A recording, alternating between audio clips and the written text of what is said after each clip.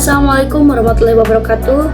Perkenalkan, nama saya Lutfia Nurul Azizah Tasya, mahasiswi program studi Pendidikan Agama Islam Universitas Terbuka dengan NIM 0582680888 UPBJJ Bandung. Dalam video singkat ini, saya akan membahas sebuah tema yang sangat relevan dengan realitas pendidikan kita hari ini, yaitu bagaimana pilar-pilar pendidikan menurut KJ Dewantara masih relevan, bahkan semakin dibutuhkan dalam menjawab isu-isu kontemporer pendidikan nasional di era digital.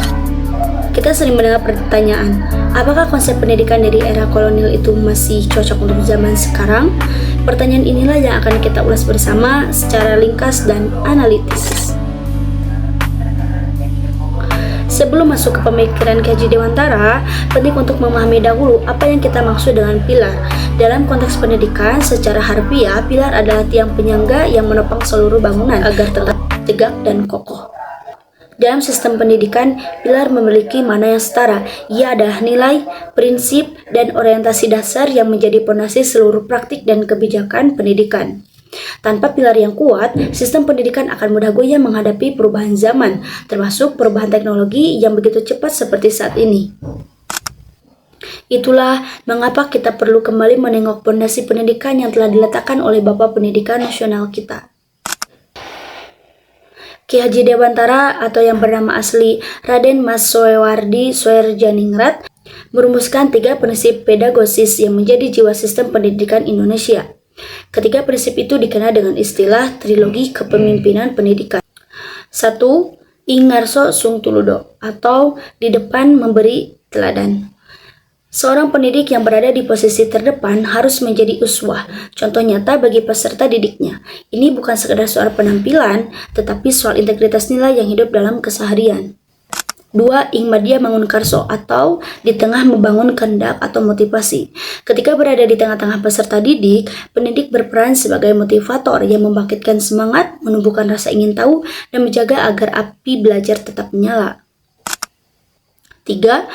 Tutwuri Handayani, atau di belakang memberikan dorongan. Dari posisi di belakang, pendidik memberikan dorongan dan kepercayaan kepada peserta didik untuk mandiri. Prinsip ini menegaskan bahwa tujuan akhir pendidikan bukan ketergantungan, melainkan kemandirian dan kemerdekaan belajar. Dari uraian berikut, kita dapat menarik sebuah refleksi yang penting.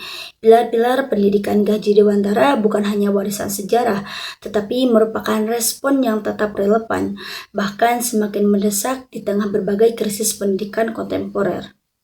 Ingarso Sung Tuludo menantang guru untuk menjadi teladan digital yang berintegritas.